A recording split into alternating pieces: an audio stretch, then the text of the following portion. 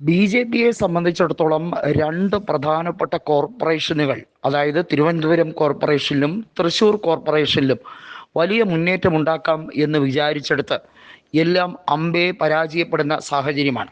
Thrissur M പിയായ Suresh Gopi അധികാരത്തിൽ കയറിയതിനു ശേഷം തനിക്കൊണം കാണിച്ചു തുടങ്ങിയതോടെ തൃശ്ശൂരുകാർ രണ്ടും കെട്ട അവസ്ഥയിലാണ്. തങ്ങളെ കബളിപ്പിക്കുകയായിരുന്നു എന്ന് ക്രിസ്ത്യൻ സമൂഹം ഒന്നടങ്കം പറയുന്ന സാഹചര്യത്തിലേക്കാണ് കാര്യങ്ങൾ എത്തുന്നത്.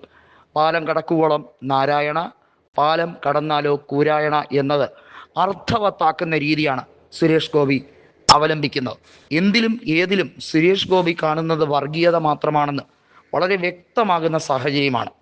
തിരുവനന്തപുരം കോർപ്പറേഷൻ്റെ കാര്യമാണെങ്കിൽ നമുക്കറിയാം, തിരുവനന്തപുരം ലോക്സഭാ മണ്ഡലത്തിൽ ശശി തരൂറിനോട് 16,000 വോട്ടുകൾക്ക് തോറ്റ രാജീവ് ചന്ദ്രശേഖരൻ നിലവിൽ തിരുമല കൗൺസിലറുടെ മരണവുമായി ബന്ധപ്പെട്ട് മാധ്യമ പ്രവർത്തകരുടെ നേരെ പൊട്ടിത്തെറിച്ചതും അസഭ്യം പറഞ്ഞതും എല്ലാം ഒരു വലിയ രീതിയിലുള്ള തിരിച്ചടിയായി ബി.ജെ.പി നേതൃത്വത്തിന് മാറിക്കഴിഞ്ഞിരിക്കുകയാണ്.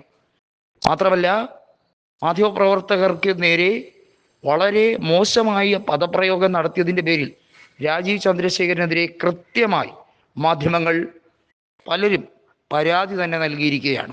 നമുക്കറിയാം, തിരുവനന്തപുരം ലോക്സഭാ മണ്ഡലത്തിനകത്ത് കീഴിൽ നേമത്ത് ഏകദേശം 22,000-ഓളം വോട്ടുകളുടെ വരെ ലീഡ് രാജീവ് ചന്ദ്രശേഖരൻ നേടിയെടുക്കുന്ന സാഹചര്യം ഉണ്ടായി. തിരുവനന്തപുരം കോർപ്പറേഷനിൽ 100 വാർഡുകളിൽ ഏകദേശം 73 വാർഡുകളിൽ ബി.ജെ.പി തിരുവനന്തപുരം ലോക്സഭ കണക്ക് നോക്കിയാൽ ഒന്നാം സ്ഥാനത്തേക്ക് എത്തുന്ന സാഹചര്യം ഉണ്ടായി. തൃശ്ശൂർ കോർപ്പറേഷനിലാണെങ്കിൽ 40ഓളം വാർഡുകളിൽ ബി.ജെ.പി വളരെ കംഫർട്ടബിളായി ഒന്നാം സ്ഥാനത്തെത്തുന്ന കാഴ്ചയും കണ്ടതാണ്. ഈ രണ്ട് മേഖലകൾ കേന്ദ്രീകരിച്ചാണ് ബി.ജെ.പി ഏറ്റവും കൂടുതൽ പ്രവർത്തനം നടത്തുന്നത്. തദ്ദേശ സ്വയംഭരണ തെരഞ്ഞെടുപ്പിൽ ഈ രണ്ട് മേഖലയിലും വലിയ രീതിയിലുള്ള മുന്നേറ്റം ഉണ്ടാക്കാനും രണ്ട് കോർപ്പറേഷനിലും മേയർ സ്ഥാനാർത്ഥികൾ ഉണ്ടാകുമെന്നും ആ മേയർ സ്ഥാനാർത്ഥികളുടെ വിജയത്തിനു വേണ്ടി കൃത്യമായി പരിശ്രമിക്കുമെന്നും പറയുമ്പോൾ അവിടെ വലിയ വെല്ലുവിളി, വർഗീയതയുടെ ഏറ്റവും വലിയ വെല്ലുവിളിയാണ് ബി.ജെ.പി നേതൃത്വം ഉയർത്തുന്നത്. അതിനെതിരെയാണ് ഇപ്പോൾ UDF-ഉം അതിനകത്തുള്ള പ്രധാന ഘടകകക്ഷികളും ഒറ്റക്കെട്ടായി നിൽക്കുന്നത്. CPIM വലിയ രീതിയിലുള്ള അഡ്ജസ്റ്റ്മെന്റ് രാഷ്ട്രീയം കളിപ്പിക്കുകയാണ്. UDF-നെ തിരുവനന്തപുരത്തും തൃശ്ശൂരിലും നിലംപരിശാക്കാൻ വേണ്ടി ബി.ജെ.പിയുമായി ചേർന്ന് ഏത് വിധത്തിലും ഒത്തുകളിയാണ് ഇപ്പോൾ നടത്തുന്നത് എന്ന് വളരെ വ്യക്തമാകുന്ന ഒരു സാഹചര്യമാണ് ഉള്ളത്.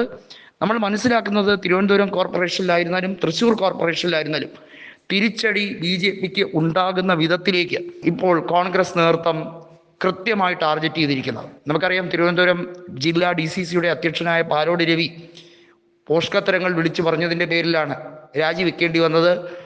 തൃശ്ശൂരിലാണെങ്കിൽ ജോസഫ് ടാജറ്റാണ് DCC അധ്യക്ഷൻ. വളരെ ശക്തമായിട്ടുള്ള അടിയൊഴുക്കുകൾ നടക്കുന്ന പ്രദേശങ്ങളായതുകൊണ്ട് തന്നെ പ്രവചനാതീതമാണ് കാര്യങ്ങൾ.